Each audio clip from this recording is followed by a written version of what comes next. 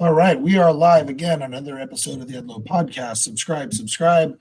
Another big one, an exciting one for me. I have Al Snow here. Al, thanks for coming on the podcast. Thank you very much for having me on. I really do appreciate it. Yeah, well, sorry, my voice is so jacked up. Wanted Like to I said, ask. that's okay. Mine is too. So, Al, have you noticed that you just finished up? I mean, I just debuted a Netflix special called Wrestlers, which highlights you and Ohio Valley Wrestling. How has OVW done since that debuted? We have consistently now, in regards to the Thursday night television broadcasts, we have consistently sold out Mm, for the last 12 or 13 weeks, I believe. man, And it looks like we'll, we have two more actual live television shows for this year, and then one more a pay per view on. So we have this week, next week, and then we have the pay per view on next Saturday, December 16th. wow, And we're already pretty much, um, I would say, 2/3 physical attendance sold out for the pay per view. It looks like we will sell out again this week, and I'm pretty confident we'll sell out next week, which will put us, at finishing out the year very strong with consistent sellouts for the last 16, 17 weeks since yeah, Wrestlers premiered. that's awesome. And do you find that you're getting a lot of people kind of flying in to come and see you now, or is it more locals are interested? Well, both. Mm, We certainly have had some people that have flown in, have traveled from other parts of the country. mm, The very first week that, or second week that Wrestlers had premiered, a couple had flown in from Las Vegas to attend one mhm. of the shows, which was very flattering and just kind of blew me away. Um, and but for the most part, it's still local attendance on a very consistent basis. It's the Netflix thing has given us the one thing that we were desperately constantly trying to get, and that was awareness and relevancy. Yeah. And it's really done a great job as far as raising the awareness level and increasing the relevancy of the product. It's, for me, as someone who's ran on a low level independent wrestling shows and tried to produce shows and book shows, I felt like it did a really good job of highlighting first the difficulties of running wrestling, specifically with people, especially if you're in bed with people who don't know wrestling. I thought Yeah, it was really good at highlighting that. And then also kind of highlighting the push pull between management and wrestlers and highlighting just the eclectic type of people that are involved in the business. Did you sure. feel like it did a really good job of highlighting all the people that you obviously care about who are in your kind of stewardship at OVW? Yeah, absolutely. I think that Greg Whiteley and his crew did an amazing job. Were amazingly talented, and they were there from the end of May, the last week of May, till the end of August. Mm, Basically 7 days a week, sometimes 10 mhm, to 12 to 16 hours a day filming. mhm, So there was so much more footage that they could have mhm. utilized, and to be able to go through and sift through all of that and pick out certain moments that are able to help communicate a story and stories to a television audience is amazing. You know, Yeah, it's always fascinating to me people's stories about how and why they got into wrestling. Were you always a wrestling fan? Was this something you always wanted to do? Did you fall into it? What got you into wrestling in the first place? as a kid, I was a wrestling fan, not a diehard, by any means, but when I became a teenager, uh, and this will definitely date me. Um, we at the, I think it was 1976, 77, somewhere in that area. Mm, It was the advent of cable television, mm, and we got the first national promotion, which was Georgia Championship Wrestling on TBS, Turner mm, Broadcasting, mm. and I watched watched it. It just caught me, and I was just enamored. I mean, I was blown away, and I watched it for a couple of years. I was 14 and made the decision that that's what I wanted to do. I wanted to be a professional wrestler, and you know, I it was at that time was even much more closed, much more secular business. Mm. Um, and being 14, the odds of getting in were, nothing. Right. It wasn't going to happen. And, finally, by the time I was 18, after I'd been trying since I was 14, it just, things fell into place, and, that started the journey. So, You actually had a really interesting journey in that it seems as though you, in the 80s and 90s at least, you were kind of known as like the best kept secret in wrestling for a long time, which I've known some people who've had the same thought, and they're always frustrated, like, I don't want to be a secret, right? yeah, sure. Um, it seems like it took you a little bit to get your footing with the gimmick with Al Snow and Head and all of that. What do you think kind of clicked? And I think what I'm really asking is now that you've done, I mean, you've done everything to do now in wrestling. You've been a wrestler, you've been an agent for TNA, WWE, you run a promotion. Do you think there was something that you lacked until you Hmm. got that? What Sure. was it that you think you lacked? A definable persona, something that allowed an audience to describe me in a sentence or less.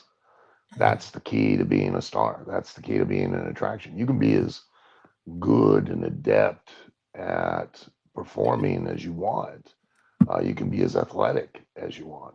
Those are all, definitely you need all of those skills. You need to be charismatic. You need to be intelligent. You need to be, a really great communicator. You definitely need all of those things. But the one singular thing that you can't do without is the ability to communicate a persona that allows an audience to describe you to their friends and family in a sentence or less. And every single time, throughout the years that I would develop something like that, happen upon something like that, as far as creating that persona, then I enjoyed a much more, a much greater amount of notoriety, and a lot more financial success, you know. And then when I, uh, you know, ceased pursuing those things, of focusing on that and started focusing again on just the in-ring wrestling performance and etc. Well, then, my success slid backwards. You Mm, know, I was still successful in my mind because I was still doing what I loved to do, but um, I certainly was not a draw, an attraction, which mm, is the endeavor in this business, right, in any entertainment business. If you're right, not a draw, you're not an attraction, then you don't make money. right. This isn't, contrary to the popular misbelief of these days. People are not. This isn't a job. It never has been.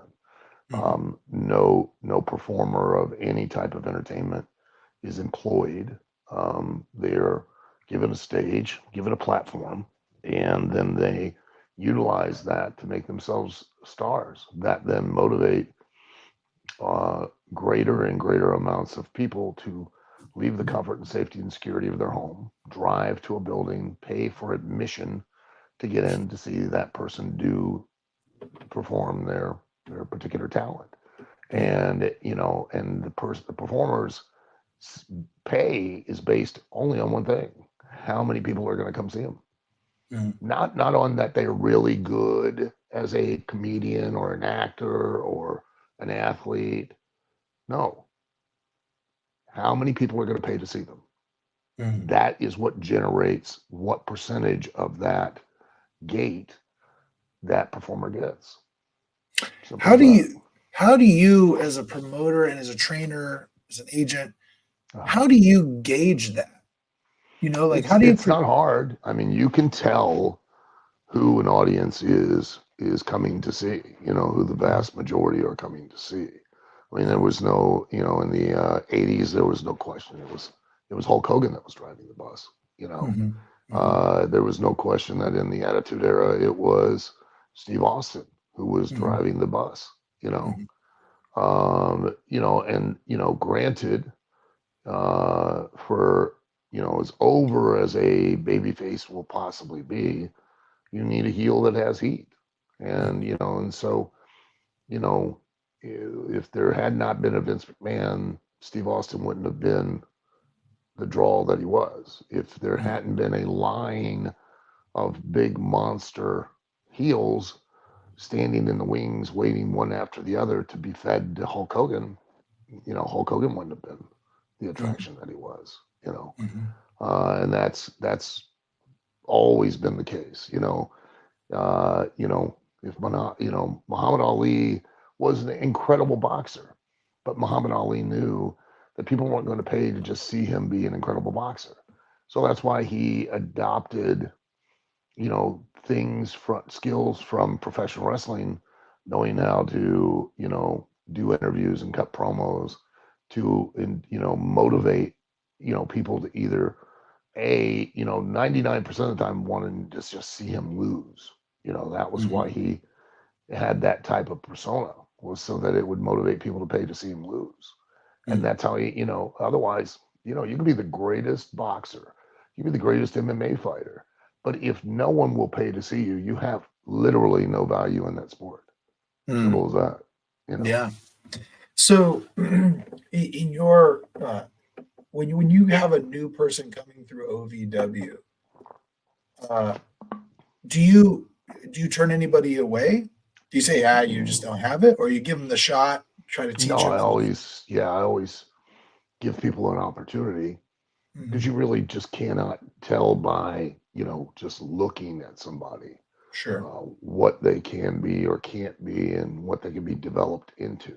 you Mhm. know Mhm. uh if a new person comes in, I tell them right off the bat, the three things that I need from you are, a willingness to be coached and listen, and and a good attitude, a willingness to work hard, and Mhm. then also thirdly, not be a cancer in the locker room. Mhm. That's all I need. you know Mhm. i'll Mhm. i'll help with everything else. I'll do everything I can to help you succeed. That's not me just saying that. I mean, I really will make that effort to do it. And the reason I will make that effort to do it's not for some magnanimous reason of I'm charitable and I'm the Mother Teresa of wrestling. It's because the way that I was brought into the business, I still hold true to, and that is, these people carry my reputation forward. Yeah. They carry my name, and I've spent 41 years making that name. I have a lot. I'm not bragging. I have a lot of respect within the wrestling business, and I have no intention of ever losing that. Yeah. Now, when you so now that you've done this, you've created. Well, let me ask you, why after everything that you've done did you decide I want to start a or I want to buy a wrestling promotion and train these independent wrestlers? I don't know. I think I was like, yeah, I lost my mind at some point. I Well, I don't know. did you really have your mind if you got into pro wrestling ever? Well, we're all broken people. I mean, that's It's a fact. true. Um, Very true. it wasn't the plan. I could tell you that. Mhm. It was not the plan. Uh, it was a weird kind of situation. I guess it was, clearly serendipity, Mhm. um, especially if you consider the way everything's fallen together and turned out. Uh, you know, the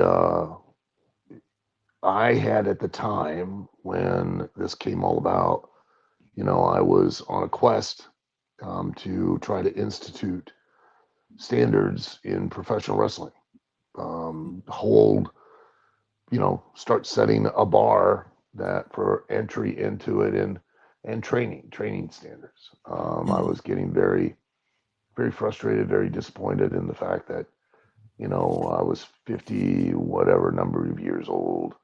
And I was probably, and not just aesthetically or cosmetically, but I was one of the guys in the locker room on some of these independent shows that looked the most like he was an actual professional wrestler, and I was, athletically in better condition than a lot of the guys that were in the ring in the ring Yeah. working, Yeah. and that's inexcusable to me. Mhm.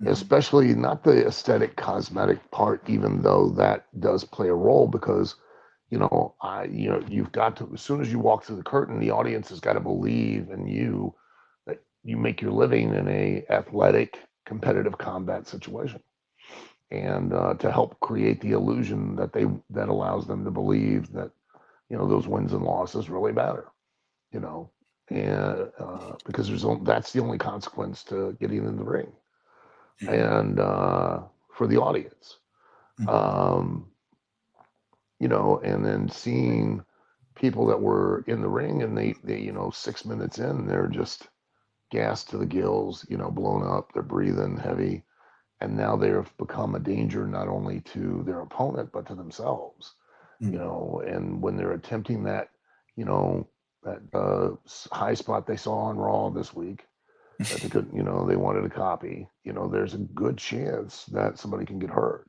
not Yeah. hurt, injured. We always Mhm. get hurt. I mean, that's just part of it. But Yeah. injured means that, and here's a fact that we don't want to acknowledge, as wrestlers.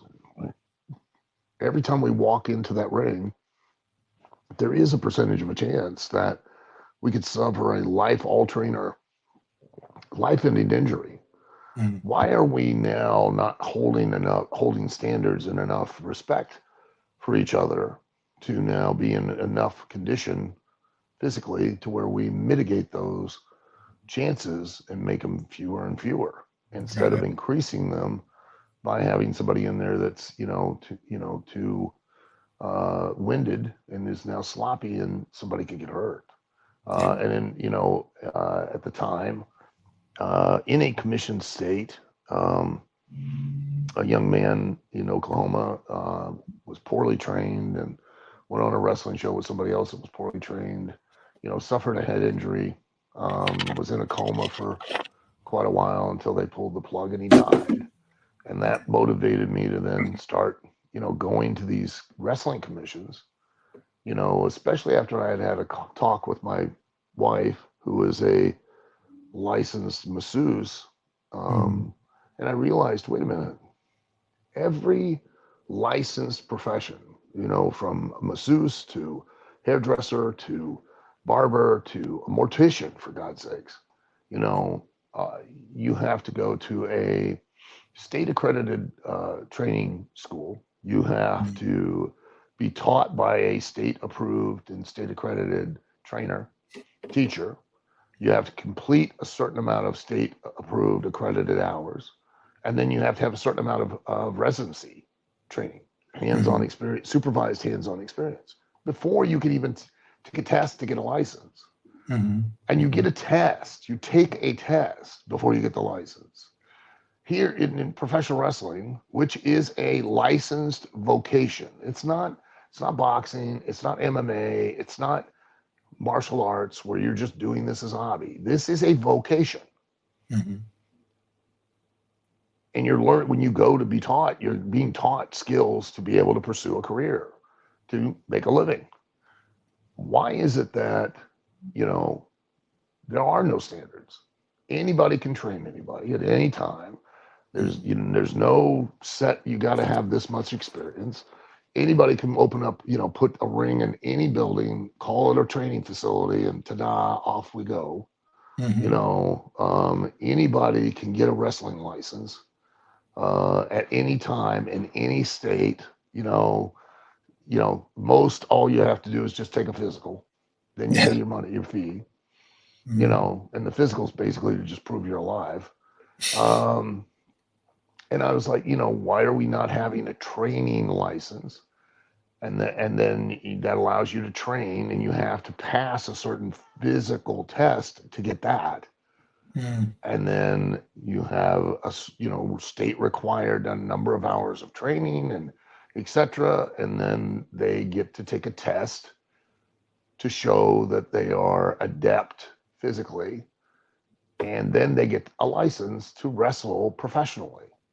mm. And every commission that I went to turned me down, and Wow. I got and that was, because I live here in Kentucky, I had, contacted them all and everything. And I had, went to the executive board meeting of the Kentucky Boxing Wrestling Commission. And that was where I'd found my initial partner, Chad Miller, who was the executive director at that time. And he, really was into sports and, athletic improvement and, all of that. And, one thing led to another. Danny Davis, you interested in buying a wrestling company? And then, that really sprung Chad on, and Chad talked me into it. And Joe Reeves, another initial partner. And we went together and we bought, OVW, and, we've been at it ever since. And then, and I always ask myself, why would I be here? Why would I be doing this? What fate has brought this back? And then, Craig Greenberg and Matt Jones got involved, uh, after COVID, Mhm, because of this, being shut down and the money that mm. was spent. And, you know, one thing led to another, and they bought in. And, Craig and his wife were friends with a BBC executive producer, BBC America, and got to have them talking about buying the wrestling company. And, you know, um, she went back to LA. She had just come into town for a wedding, went back to LA, mentions it to this, another executive producer, Alejandro Melendez. He and, Matt Jones pitches him the idea of Greg Whiteley, who produced Last Chance U and Cheer, to, hey, maybe they could do that here, type of thing. So Alejandro got interested, came, he had a connection to Greg, came, filmed a teaser reel, showed it to Greg. Greg was like, that's what I want to do. He goes to Netflix, who he's got a developmental deal with. They agreed, gave him money to send a crew here, film for a week, take it back, show it to the Netflix executives, and boom, they agreed to do it, and we're off to the races. So, And that's isn't it so interesting how just things kind of work out that way yeah. when you need it to? It's really amazing how God, the universe, whatever you want to call it, makes it happen. Mm-hmm. And I got to tell you, a lot of what you said about wrestling resonates with me. Here in California, Northern California, there are so many wrestling training schools, and I remember I would go to one or two or whatever, and I just never wanted to go to like, that's why I talked off air about Johnny Jeter, who I trained with, and I did that because he'd been there. You know what I Yeah. mean? And he'd been at OVW, in the early days when it was a developmental territory for the WWE, Yeah. and I just never understood why I'd want to go and like train with a guy who trained to a guy who trained with a guy who trained with a guy who trained with a guy who trained at the Heart Dungeon. You know what I mean? Like Right. it Yeah. where I yeah. always advise everyone, like, if they don't want to come to OVW Academy, that's fine. I get Mhm, it. mhm, But do yourself a favor. Like, if you have the goal of going to WWE, find someone who has been in WWE. Otherwise, they're not going to have the experience, which means they're not going to have the knowledge to teach you what's necessary for you to know to have even a remote chance of success if you ever get an opportunity. If right. you want to go overseas, find someone who has been overseas, that has went on, some international trips, has went and toured different countries and performed as a wrestler in those countries. And they will then have the experience, which means they will have the knowledge to pass along to you, to where when you get that opportunity, you'll be able to exploit it to its fullest potential. There is no sense, if you have a goal of wanting to reach WWE or tour overseas for an international wrestling company, that you now are being taught by somebody whose whole career, and I'm not, dismissing or, disrespecting them, but it's just a fact. What someone who their whole entire career they've traveled 40 miles from their home to wrestle on a monthly or, every so often basis, what are they going to communicate to you based on the experience they have that will ensure that you will be successful in achieving one of those goals? They can't, that, and it's simply because they've just not had that experience, which means they don't have the knowledge. You can have we live in a world and a time that, you can access information. Anyone can access information on any topic whatsoever in the world right now. Yeah. Okay. Can access it all. All Mhm. right. But if you don't have a commensurate amount of experience with that information, you don't have real knowledge. What you have is an opinion. And Mhm. opinions are the lowest form of human knowledge because they require little or sometimes no information to conjugate one. Mhm. So, and everybody's more than willing to expound their opinions in a public forum as if it's based off of real hard knowledge when it isn't, Mhm. because you haven't Mhm. got that experience in that particular form. Mhm. Do you think you've done, like I said, you've done everything now there is to do in wrestling? Do you feel like you get more fulfillment out of training these people or agenting or actually wrestling? Do you think you get more fulfillment in one area of the business or another? No, I get fulfillment out of it altogether. I love what I do, Mhm. and I realize, you know, quite a while ago that probably my legacy will probably be all the people that I've trained and developed and helped go on to be stars in the wrestling business. Yeah. Is there a guy, I mean, you've trained a lot of different guys. I mean, you've been on Tough Enough, you've been Hmm. involved with a lot of different guys. Was there someone in particular that you just kind of feel is like you're just the one person you really connected with that you feel is part of that legacy? I connected with them all. I Yeah. mean, yeah, I couldn't even begin to just Mhm. pick one. You know what I mean? I've been blessed because I really developed great relationships with each and every one of them, and you Mhm. know, I it's a boxing term, and it's been used in wrestling for years. Like I'm 60 years old, and the guy that brought me into the business, I'm still his kid. You Mhm. know, he's still Mhm. responsible for me. I'm Mhm. still responsible for his name. If I Mhm. say something on here that, older wrestlers don't agree with, well, then, they're going to call him, and Yeah. then he's going to give me a call. He's going to be, hey, what'd you say? And, why are they calling me? And then I'm going to have to explain, you Right. know, that just was the rule of the business, you Yeah. know, and, and that has happened, and over the years, that has happened for sure. I've got to explain and justify what it is I was saying, or and that it was a misunderstanding, or apologize. Yeah. You know, I think life sometimes is defined at, moments, little moments that you remember, memories. Can you think of a moment in your career that stands out as a moment where you looked around and you just said, I am proud and I'm happy right now? all the time, all the all the goddamn time, all the time. Really? Yeah, why not? I've gotten to Yeah. do what I love to do for as long as I've gotten to do it. Yeah. Sure, there have been bad times, there have been bad situations, there have been bad experiences, but I look at it, when you start to get into these existential kind of conversations, then people Right. look at you like you're really kind of weird. But um, the way that I look at life is that, for one, I don't really think there are any real bad experiences. I know Mm. people are going to argue with me about that.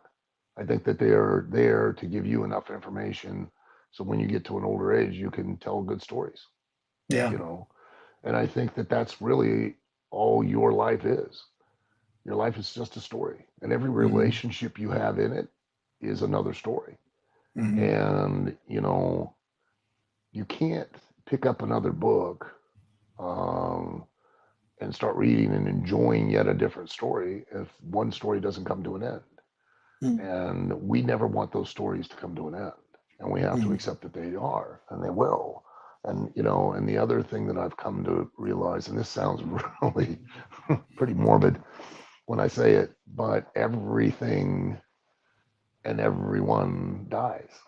mhm, Everything dies. mhm. Everything has a beginning, a middle, and an end. As much as we don't want that to be the case, it does. Yeah. Mhm, And that means that everything had a once upon a time, and then mhm. everything is a story. And Yeah. that's not bad. That just means because you can't start another story without one story coming to an end, you Mhm, know. mhm, And you know what's the great? You know, I've always since a child I've been a very avid reader, and um, you know, and I've read thousands of books on all the classics and you know all the literature mhm. you're supposed to read. And I, Right. you know, to the point where I read comic books too. You know, I Yeah. love comic books, obviously. Mm. Yeah, I can Uh, see. yeah. Um, you know, but as good as some of the stories are, you know, if they never come to an end, you never get to read a different one, a more exciting one, or you know, it just is the way it works. Yeah.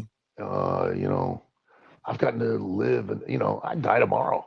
I've lived an amazing story. I've Yeah. lived more. I've actually went and lived a life. Period. And Mm, all mm, because at 14 I went, hey, I want to grow up to become somebody who fake fights other men in their underwear for money. You know, and it has led to opportunities to. I've been in, I think on last count, I think I'm 39 or 40 different countries around the world. I've been on every continent except for Antarctica.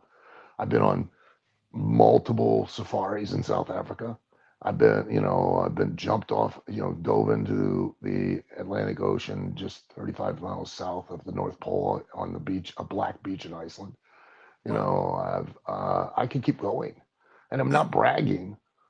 You know, that's all been because of professional wrestling. With you know, Yeah. snorkeling in the Persian Gulf. You Mhm, know, I've been in Alexandria, Egypt, and you know, swam in the Mediterranean where the water is bluer than the sky. Uh, that's all for one reason, because yeah. I decided to be a professional wrestler. So you know, pick how can I pick just one moment when I Yeah. go, you know what? Yeah. I mean, there have been lots of moments where I've been like, oh yeah, man, you know, but I mean, it's just one after another. I mean, you know, and Mhm. yeah, there have been lots of stuff that, you know, kind of sucked eggs too, but you know, So, at the time. so let me ask you, if you're talking to a young person and they're asking you, how do I get that? How Uh-huh. do I get that? And maybe it's not It's wrestling. easy. It's easy. What do you tell them? I tell them that you have to be, because we all lie every day to everyone. It's Mhm, just a fact. And if you claim that you don't, you're lying to yourself, period. mhm, So I will lie to somebody to some degree during the day. But you know who I don't lie to? I quit lying to anymore? Me. I mhm, just accept who I am. I accept my faults. I don't try to justify. I don't lie. And if you're honest with yourself about what you really want out of life, okay? And I genuinely mean this when I say this. You know, and people, oh, you don't know what you're talking about. Okay, you're right. I was mhm. 14 and look at what I've done, and now you're interviewing me because of the very thing that I just said I could do. Right. So you're right. I don't know what I'm talking about. You Mhm, know, I grew up mhm, in a very small town, the middle of Northwest Ohio, you know, and got into a business that at the time that I got into it, it was easier to be a made man in the mafia than it was to be a mhm, professional wrestler. mhm, Okay. mhm, So you want something bad enough, you'll find a way. You don't, you'll find an excuse. mhm, You genuinely want to live a life that others don't live, then you genuinely have to be willing to do things that others don't do. Yeah. I mean, that's what it comes down to. Lady Gaga, when, everybody was up in arms when she did that, wore that meat dress or whatever to an award show. Do you think Mhm. that she likes that she enjoys that? Of course not. But that's her job. Right. She's willing to do those things to motivate you to speak about her, to continue to make herself a draw. Hmm. Are you willing to do that? Well, if Right. you're not going to live the life that she's living. Yeah. I run That's it. what it comes down to. As an attorney, I mentor a lot of kids, a lot of different attorneys when they come through. And one of the things that I found really interesting is the people who they want all the things without putting in the work and Sure. even the fundamentals. Yes. Even doing, because there's what people don't see when you're successful. Like for you, I am sure you worked on fundamental wrestling, chain Oh yeah. wrestling, all that stuff for thousands of hours to Yes. get where you're at. And yet there are so many guys who want to go out there, and I see it in the indies sometimes. They want to go out there without doing those fundamentals and just play wrestler for a little while and then go home and show pictures to all their friends. And that's fine. Hmm. But then realize you're going to get out of it what you put into it. Hmm. So don't sit there and cry and sing the blues and, mourn the dreams that you've not achieved by the work you didn't put in. Hmm. I mean, it sounds harsh to say that because we live in a society where, oh, geez, we have to help make sure everybody can achieve it. You can. That can be done if you're willing to do it. Hmm. Oh, no, no, no, that's not possible. That's not true. Really, Zach Gallen was a WWE superstar. He was missing a leg. Yeah, that's true. And he made it. That's right. Yeah. Oh, but you know, Yeah. we gotta Yeah. level the playing field. That playing field ain't level, and he was Hmm. still able to do it. Yeah. Oh, he was a one in a million. Why can't you be a one in a million? Yeah. There's still one, right? That's There's right. still And one. you could do it. Hmm. You know what I mean? It's I hear people all the time, oh, I hate my job. I go, no, you don't. And they're like, how could you say that? You don't know. I go, I know exactly. And they're like, well, how do you know? I go, because you're still at it. Hmm. You haven't Hmm. quit. Right. You're not a tree. You can move anytime you want. You know what I mean? You hate the Hmm. job, you then leave. Quit. You can go find another one that sucks. That's not Right. hard. You Right. know, I've always wanted to do so and so. Why didn't you? I couldn't do Hmm. it. Well, yeah, you can. You could Yeah. do it. Well, But and you the thing, didn't. And here's why. Because as a society, we are sold that when we are pandered that false sense of security with a regular day to day job, with a mhm, regular day to day career. mhm, We're sold that false sense of security. Because if you work for somebody else at the end of the day, they can come walk in there any moment, any day, and go, hey, well, we got to downsize. Hey, whatever term they want to come up with these days, but basically you're out of a job. mhm, You know what I mean? And if you're in an industry that's being scaled back or is faltering away, then where are you going to go? What are you going to do? Well, mhm, that was your, that was it. That was the cards yeah, you had to play. And the real reason that people love their jobs, I mean, genuinely love them, is quite honestly, it's simple. mm, A job is where a person comes into an agreement with an employer that, hey, I'm going to come in and perform certain services. And for those services, each hour that I do them, you're going to give me a certain amount of money per hour. Correct? mhm, mhm, Okay. And most people, let's face it, it's just a fact. They get to that job, and some days, I don't really feel like putting in 100%. I'm going to coast on 60 or sometimes even 40. mhm. But at the end of the day, they expect what? 100% of 100% their of their pay. money, Yeah. and they're going to get 100% of their pay. Mhm, Well, and so they actually get out more than what they put in. And mm, that's the only place you can do it is in a job. mm, Anything you pursue that's a passion, you only get out of it what you put in it. mm. That is really interesting. I've never actually thought about it that way, but it's so true. I manage people all the time, and Hmm. it's true. They don't put in the work, but they expect No, to get the pay. Well, And in most situations they do, and they've had yeah. that experience in their lives. I'm going to tell you, being in the entertainment business as a whole, whether it's wrestling or music or acting or magic for the blind, Mhm. it doesn't matter. It's a hard way to make a living. Yeah. You're always starting a job to basically work yourself out of employment at some point, Hmm. or Hmm. you're the product that has a shelf life that you've got to capitalize on as much as you can while you're on that shelf, and you have that public's attention before it wanes and then they lose interest and they go on and buy another product, you know, and you it going in. There is no security, Hmm. and you're always in a race to try to make as much hay as the sun when the sun shines, and to so that you can carry over to the next time that the season starts again. Yeah, You know. man. Listen, I appreciate. I know you had a hard out. We've already over it, but Oh yeah. but Sorry about that.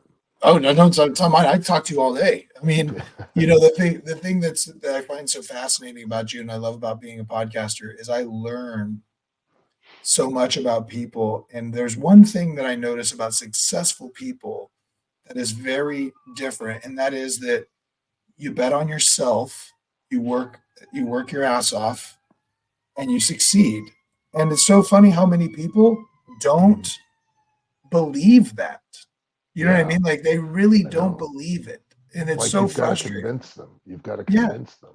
Yeah. Yeah. Well, we're taught. I mean, let's face it. Mhm. You're taught. From TV on, you're taught that you get a house, you get a family. Dad or mom and dad both go to work, but they return home every evening to the same house.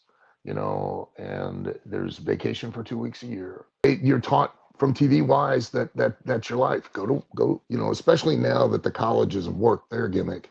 And I'm not against higher learning. I'm not against learning at all in general. Mhm. I think you Mhm. should always learn as much as you can possibly learn. But let's face facts. How did the professors that are in the colleges learn? Well, they went out and made mistakes and learned the skills and through experience that they can then teach you. Because if they didn't, they really have nothing to teach you because they don't have Yeah. any knowledge because they have no real world experience.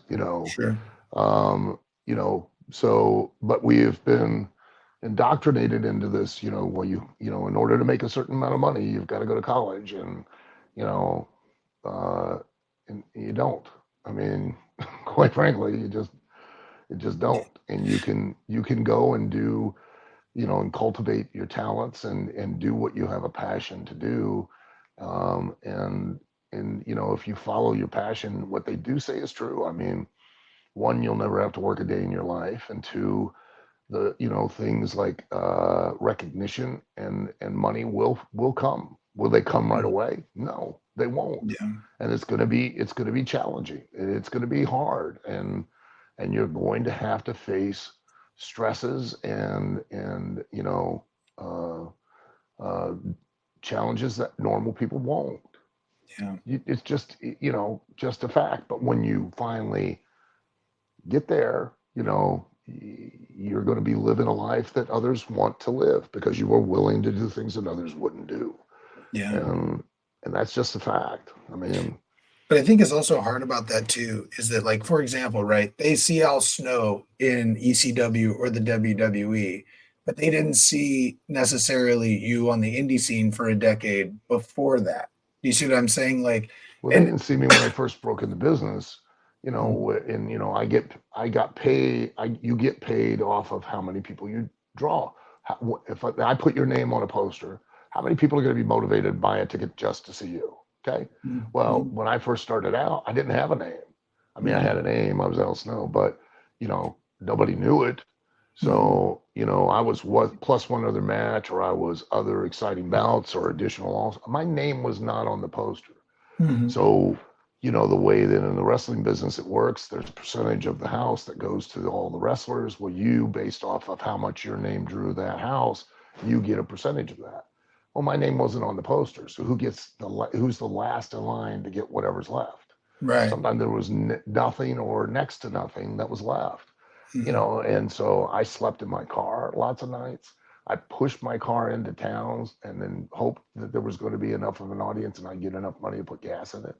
Mhm. I couldn't afford certainly to stop at restaurants and eat, and so I had cold food, 50 cents, or, I learned how to live off of Vienna sausages and spam, Mhm. and then I got a Boy Scout mess kit and put it, some muffler tape and put it on the manifold of my car to heat up, stuff. Because let's face it, room temperature Vienna sausage is disgusting. If they're at least warm, they taste better. You know what I Right. mean? So, Yeah. and I just saw the other night in the store they had now barbecue Vienna sausage. I'm like, well, shit, where was that? Years ago. I could have Yeah. made life a little bit more bearable, but Yeah. you could buy those things for 25 cents a can, and you were able to eat something, Yeah. at the time. Yeah. So nobody saw all that, and I'm not talking about it to like most people talk about those things like oh my god, it was such a cross to bear. Not wanting, it wasn't. Honestly, when I look back, those were some of the greatest times in my career. Yeah. I was having so much fun. I was doing what I loved to do, and but it wasn't Yeah. easy. Then Yeah. I think people who are most successful, they really just love the journey. You know what yeah, I mean? yeah. Like when you get the success, it's hmm like, okay, well, what's next? What's the But next building thing? what is success? I had this conversation not too long ago on a podcast, and Mhm. everybody, oh, you're successful. What is success? Mhm. What is it? Because I don't get it. I don't Mhm. understand it at all. I really don't. One, maybe I'm weird. I mean, well, I am. I'll admit that. But one, I don't think I've ever failed at anything. The only Mm. time I've failed is when I quit. Mm. Mhm. You know what Mhm. I mean? And Yeah. I really do. And even then, I don't think I failed because at least I was doing it. It just Right. didn't work out. Yeah. And the other, I always see on social media, well, I got to grind, I got to hustle. I've been busting my ass for 41 years now. I don't think I've ever ground one day in my life. And I don't think I've Mhm. ever hustled anything. I've Mhm. done what I like to do. I work really, really hard. Mhm. I go for days without sleep. I mean, I Yeah. just literally did live television for 2 hours on last Thursday, left Thursday night right after TV, drove halfway to Wisconsin, didn't go to bed until 3 in the morning, got up, finished the trip on Friday, went to bed at 2 in the morning on Friday to get up to rest, do an appearance and all of that in Wisconsin, get up at 4:30 in the morning to go fly to Toronto to do another appearance and not get in until midnight, get up at 5:30 in the morning to fly back to Milwaukee to meet my wife, to drive back to Louisville, the whole time in the car writing this week's episodes of TV, and and answering the phone, talking and managing everything in OVW at the same time as I'm in the car. Mhm. So but that's not a grind to me. Yeah. That's You not love that's it. not hustle. It's what I do, and Yeah. I enjoy it. And I don't understand what exactly is success. You Mhm. know, I feel that I've had a very successful career, not because people know who I am, not because of the money I made, but because I've gotten to do it. Mhm. Well, yeah, it's funny, I was talking to my son about this. He wants to play he's a guitar player, he's a singer. He's in all sorts of choirs and stuff and doing very well. And I told him, I talked about stuff like, I go, "Hey, listen, here's the deal. Go try and be a rock star if that's really what you want to do. Go do it. The chances that you're going to make it, they're probably slim, but somebody makes it. And if you don't make it, think about all the cool stories you'll tell your kids about all the times you went and played in all these Right. different cool venues. I mean, so I always thought when What I do you was got to 18, lose? when I was 18, I thought I was going to go to the WWE. I really did. Like I thought I was going to go to the Wild Simone Training Center, train there, and then go to the WWE. And I have the size for it, so I thought it would be good. And then I went on a mission for my church and came back, and life just kind of changed a different way. And so now I've been on the indie scene. I promoted wrestling shows. I did stuff with Impact. I did stuff with. I promoted some stuff with New Japan. Did all these different things. Now, did I make it to the WWE? Sure, that might be. No, I didn't, and that may be a failure. But think of all the cool stories I have Yeah, now. see, I don't think it's a failure. Right. like, I had a kid the other here in OVW, and because they all get in it with a destination in mind. They all have to Mhm. be signed by WWE.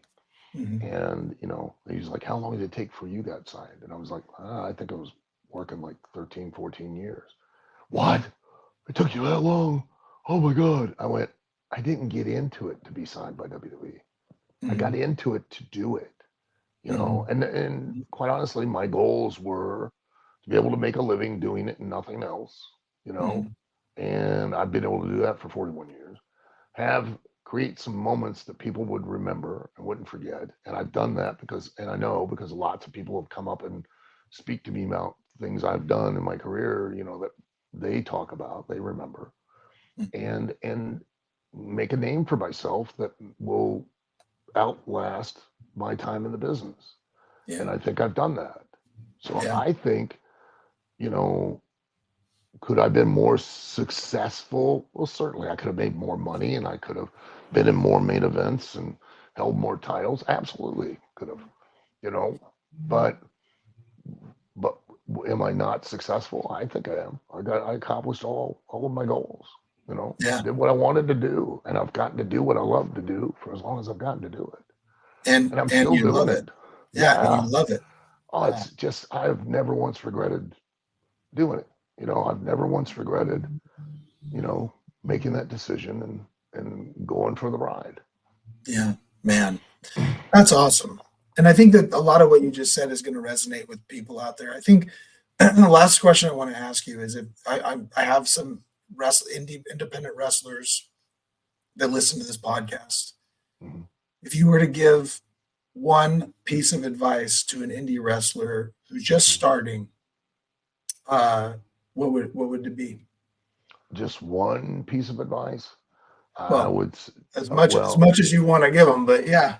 the biggest one is, and this is, believe in yourself. Mm, You're asking other people to believe in you to the point where they're willing to invest an enormous amount of money in you. And if you don't believe in yourself and don't believe you're worth it, I always ask this question when I'm doing a seminar because it's good. It's a great thing. Okay. Like, legitimately, I still have connections and, you know, um, I'll ask everyone, hey, how many of you want to be in WWE? All the hands. Okay. How many of you want to be, signed somewhere? All the hands. How many would you like to be able to do this for a living and nothing else, just on this level? Hands. Okay. All right. Here's the secret. All right. I can get you a match. I probably could, a dark match or match on SmackDown or Raw, could make a phone call and get you one. Okay. Here's the thing you don't take into consideration, and that is that everything that's done with you is an investment of time, money, and effort.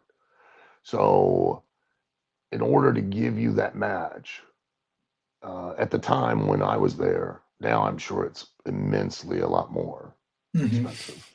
But 30 seconds of television time on Raw cost $50,000. So I give you a 6-minute match. That means I'm investing $300,000 in you just in Wow. television time. Now I could have chosen to, instead of give you that match for yourself, I could have sold that to Coca-Cola or Chevrolet, or you know what I mean? And I could have Mhm. made $300,000. So I'm going to invest that in you. Okay. Now what I'm going to ask you is, if I could do it, I'm not asking you how you get your money, you know, just say you can. It's your money. Would you be willing to pay me the $300,000 to get that opportunity? That once in a lifetime opportunity that if you use it correctly, you could make your $300,000 back and God knows what. Are you willing to take the chance on yourself and invest your own money in you? Yes or no? If you're asking me, yes. Okay. And then you'll be surprised. It's not surprising. There are a lot of people when I ask that question, I'll go show me by show of hands. And if there's 20 people that I'm doing the seminar for, maybe only 4 or 5 will actually put their hands up. Wow. And I tell each and every one of them, as a matter of fact, I go, those that put your hands up, you have a chance of success. Mm. You have a chance of achieving what you want to achieve. Those of you that didn't put your hands up, I would suggest you quit right now. Wow. If you don't believe enough in yourself to be willing to invest your own money in you, how do you think you're ever going to convince someone else to invest their money in you? Yeah. It doesn't That's a work that way. yeah. That's a great point. Wow. Well, I appreciate, you giving me the time. I Well, appreciate thank you you giving for me the time. Yeah, I appreciate you getting overtime with me, and I enjoyed the conversation immensely. Good. Hopefully, someday maybe we can do it again. And Yeah, I would love to. yeah, And if everyone check out Wrestlers on Netflix, please on social media, continue to support it. Hashtag Wrestlers Netflix. Just found out today there's some major award, independent film and television award that the docuseries is up for. We just was announced this today. And we're still keeping our fingers crossed for season two. yeah, We'll see. We're supposed to find out in January if awesome. that might happen or not.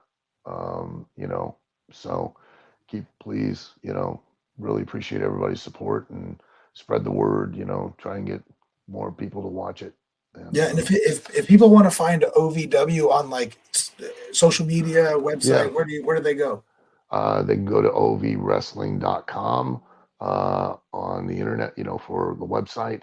And then it kind of, social media, just look for Ohio Valley Wrestling or OVW on social media. If they are interested in our training center, which is actually the only certified by the State Office of Proprietary Education as an actual trade school for professional wrestling, sports entertainment, and broadcasting in the world, they can go to ovwacademy.com. If they're interested in watching OVW live TV, where we're the only company outside of WWE and AEW that do live television every week, they can watch that on YouTube. They can at OVW, however you do that on YouTube. But you can watch it live from 7 p.m. to 9 p.m. Eastern time every week. We're also on Fight TV. We're in about 100 million homes on a variety of national networks with YTA, Action Channel, Next Level Sports, RCN, Lily, and Game Plus networks. And if you're interested in following me on social media, go to The Real Al Snow on Facebook, Instagram, Twitter, TikTok, you name it, I'm there. So Awesome. Well, I got to tell you, as a fan and also as an indie wrestler, I appreciate everything you do for the business, and I have immense respect for you. So I'm really happy that you were willing to come on and talk to me, and I wish you all the best, and hopefully one day I did a mission in Indiana, so I get back there sometimes. I'm gonna have to come back down there sometime and come oh, check you please. guys out. Yeah. Would love to have you as a guest. That would be Yeah, awesome. awesome. All right, thank you, Al. Appreciate Thank it. you very much. You have a great day. Have a great night.